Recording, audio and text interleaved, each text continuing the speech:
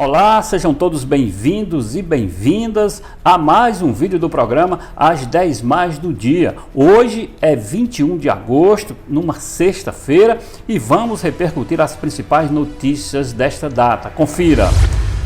Porcentagem da população imunizada contra coronavírus está sendo subestimada, diz especialista. Nós vamos já entender essa história. Tá nevando aí? Onda de frio derruba temperaturas em quase todo o país. Aqui no Ceará não está desse jeito, mas no sul e sudeste já tem neve caindo. Bolsonaro diz que auxílio emergencial vai ser até dezembro, só não sabe o valor. Assassinatos no Ceará crescem 102% no primeiro semestre, o maior aumento do país. Por falta de dinheiro, águas do São Francisco podem não chegar ao reservatório Castanhão. Mais uma novela à vista.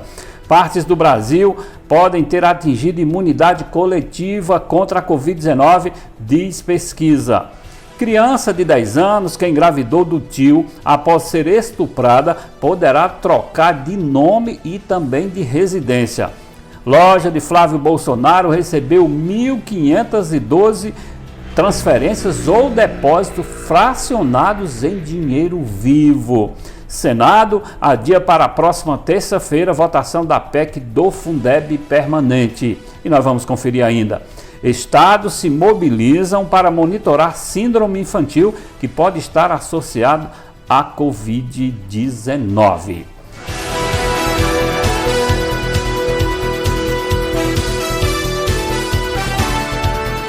Eu sou Célio Teixeira e antes de trazermos os detalhes das principais notícias de hoje, desta sexta-feira, 21 de agosto, vamos acessar o canal do Célio Teixeira no YouTube, nas minhas redes sociais e, se gostarem, se inscrevam no canal, apertem o sininho para serem notificados dos novos vídeos que estou produzindo todos os dias para vocês. Conto com todo mundo. No vídeo de hoje, vamos repercutir as novas informações sobre Covid-19, a possível imunidade de muitas pessoas no Brasil e também vamos falar do frio, gente. Frio que já chegou no sul e sudeste do país e, dentre outras, nós vamos conferir também a novela da transposição do São Francisco, que embora se diga que está tudo pronto, as águas podem não chegar ao Castanhão. Nós vamos entender tudo isso a partir de agora. Boas notícias, supostamente para a saúde pública. A imunidade da população contra o novo coronavírus é provavelmente muito superior a que indicam os atuais exames de anticorpos, conforme sugere uma investigação de um instituto escocês, tá certo? E também da Suécia, lá em Estocolmo. Entre seus principais autores estão dois jovens biólogos espanhóis, Olga Rivera, de 25 anos, e André Pérez, conhecido também como galego, de 31 anos. A porcentagem da população imunizada, segundo esses estudiosos, são muitas pessoas, deve ser bem maior do que estão dizendo. Segundo eles, o número de pessoas que contraiu o vírus pode ser quase o dobro do que se está dizendo a partir dos exames de anticorpos, adverte esses especialistas. Segundo eles, algumas pessoas já adquiriram a doença, os anticorpos já não estão mais tão presentes no corpo, mas continuam pessoas que não pegam mais a doença e os testes não conseguem revelar. Será que isso é verdade? Vamos torcer que sim e que boa parte dos brasileiros e pessoas mundo afora já estejam imunizadas. Um exemplo mais ou menos claro disso é Fortaleza, por exemplo. Fortaleza, há semanas e semanas vem caindo o número de casos em quase todo o estado e mesmo com as aglomerações, com as praias lotadas, não se vê picos de doença já há algum tempo, ou seja, vem caindo mesmo com todas as aglomerações. Depois do ciclone bomba, ventania e tempestade de areia, o Brasil recebe mais um fenômeno meteorológico marcante, muito frio. Por isso que eu perguntei se está nevando por aí. Uma forte massa de ar frio popular no inverno. A frente fria tem provocado chuvas, temperaturas abaixo de zero, granizo, geada e neve, principalmente nas regiões sul e sudeste do país. Esta é a terceira vez que ocorre esse fenômeno em 2020, mas a primeira com uma proporção e intensidade bem menor. Agora a situação é outra. De acordo com o Climatempo, dificilmente o Brasil poderá experimentar outra onda de frio como está acontecendo este ano nesses dias.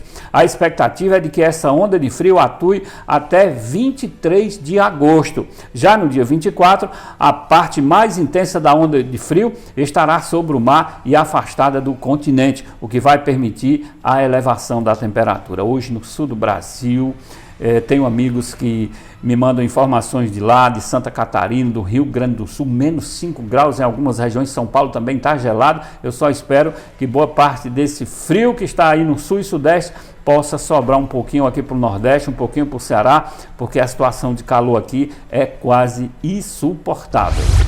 O presidente Jair Bolsonaro disse nesta sexta-feira que o auxílio emergencial será prorrogado até dezembro. O valor pago aos beneficiários deve mudar, mas o presidente afirmou que ainda não sabe qual será o valor. O anúncio foi feito durante um evento no Rio Grande do Norte. O presidente falava que o auxílio emergencial seria prorrogado quando um dos presentes perguntou até quando. E ele respondeu, até dezembro, só não sei o valor, respondeu o presidente. O auxílio emergencial foi bem-vindo, mas ele custa 50 bilhões de reais ao ano. E, infelizmente, não pode ser definitivo, mas vamos continuar com ele, mesmo com valores diferentes, até que a economia possa pegar em nosso país. Esse discurso foi do presidente hoje, lá no Rio Grande do Norte. O Ceará sofreu um forte aumento da violência no primeiro semestre de 2020 em comparação com o mesmo período do ano passado. O número de assassinatos cresceu, gente, muita coisa, 102,3%. Saiu de 1.106 assassinatos de janeiro a junho do ano passado, 2019, para cerca de 2.245 em 2020. Esses dados são oficiais da Secretaria de Segurança Pública aqui do estado do Ceará. O aumento é o maior do país, conforme o monitor da violência, levantamento exclusivo do portal G1, com dados das Secretarias de Segurança de todos os estados e também do Distrito Federal. O estado com a segunda maior alta na violência, mas bem longe do Ceará, muito longe, é o Maranhão. Teve um crescimento de 21,1%. Como se diz no Nordeste, se não bastasse a queda, vem o coice. Em período de pandemia, muita gente morrendo e a violência, lamentavelmente, campeando aqui no Ceará. O Ministério do Desenvolvimento Regional, o MDR, põe para funcionar nos próximos 15 dias a segunda motobomba de cada uma das 3 estações elevatórias do Canal Norte do Projeto São Francisco, ou suas águas não chegarão ao Castanhão neste ano. Mas que novela! Sem a segunda bomba, a água no Castanhão só lá para o primeiro trimestre de 2021. E assim, mesmo se houver chuva para encher o leito dos rios Salgado e também do Jaguaribe, pelos quais elas passarão, as águas passarão. E como disse esta coluna, como disse a imprensa aqui do estado do Ceará, uma fonte especializada em recursos hídricos acrescentou que se não fizer nada a água não chega ao Castanhão. Ela acrescentou que a vazão que ocorre hoje pelo cinturão das águas é insuficiente para a sua finalidade de garantir a oferta hídrica na região metropolitana de Fortaleza. Vamos entender melhor isso. Se não aumentar a vazão, a água é insuficiente, nós vivemos um período de seca no Nordeste, no Ceará, e aí a água sendo pouca, ela vai evaporar, vai infiltrar e não tem capacidade de chegar ao Castanhão. Precisa, portanto, aumentar o volume para essa água ter o destino do Castanhão. E aí o governo federal disse que não tem como custear o pagamento da energia, que é muito alto, e está chamando os estados para dividir. E eu até que acho justo fazer a divisão, todos participam, todos dão a sua contribuição e assim nós teremos águas no Castanhão, a água do Castanhão, o mais rápido possível. Gente, aquela polêmica da criança que engravidou aos 10 anos, ela agora pode inclusive mudar de identidade e também mudar do local de onde mora. A criança de 10 anos que engravidou do tio depois de ser estuprada vai poder mudar de nome. A informação foi confirmada nesta sexta-feira, já hoje, portanto, pela Secretaria Estadual dos Direitos Humanos lá do Espírito Santo. A criança passou por um procedimento cirúrgico no último domingo, dia 16. A capixaba está inscrita no Programa de Apoio à Proteção às Testemunhas, Vítimas e Familiares de Vítimas da Violência, conhecido também como Provita.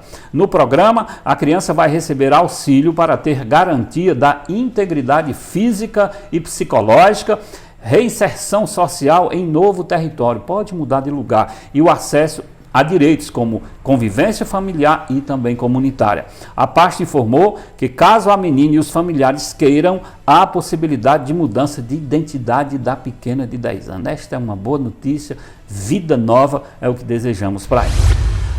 Vamos aqui trazendo mais informações.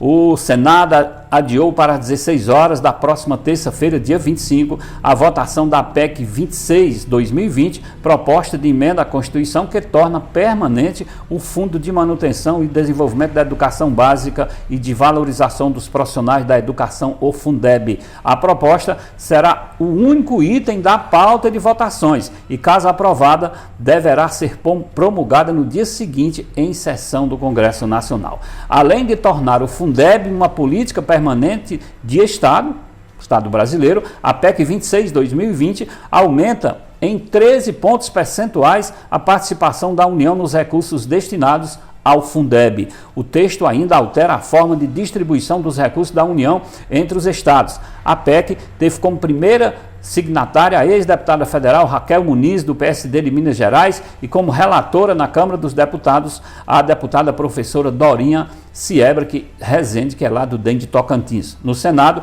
a matéria é relatada pelo senador Flávio Arnes, do Rede, lá do Paraná. Eu só espero que nesse novo texto os senhores legisladores tenham colocado algo importante.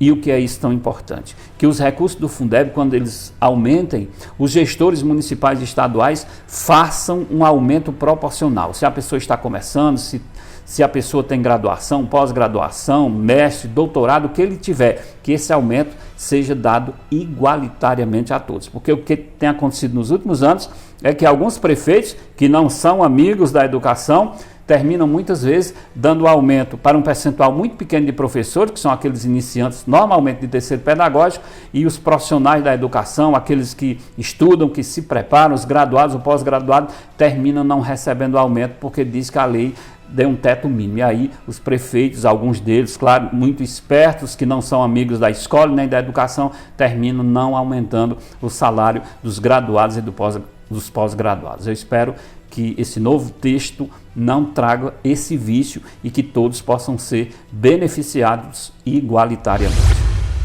Pelo menos 14 estados e Distrito Federal registraram casos de síndrome que acomete crianças e adolescentes e pode estar relacionada à Covid-19.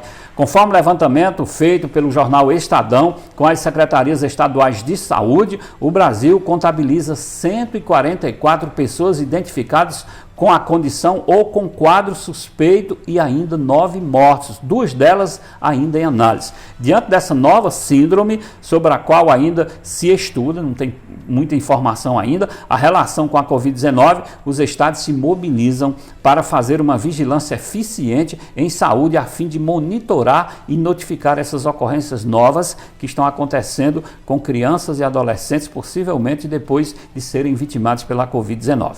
Dos 22 estados que responderam ao pedido da reportagem, Acre, Amazonas, Goiás, Mato Grosso, Rio Grande do Sul, Roraima e Tocantins informaram que até agora não tem registro da doença nesses estados. Vamos torcer que não seja algo tão significativo e que possa ser tratado, porque aí você imagina uma doença diferente relacionada à Covid-19. Quando essas crianças voltarem à escola, vai ser um problema enorme, uma nova luta a ser travada em todo o país. Gente, são essas informações dessa sexta-feira.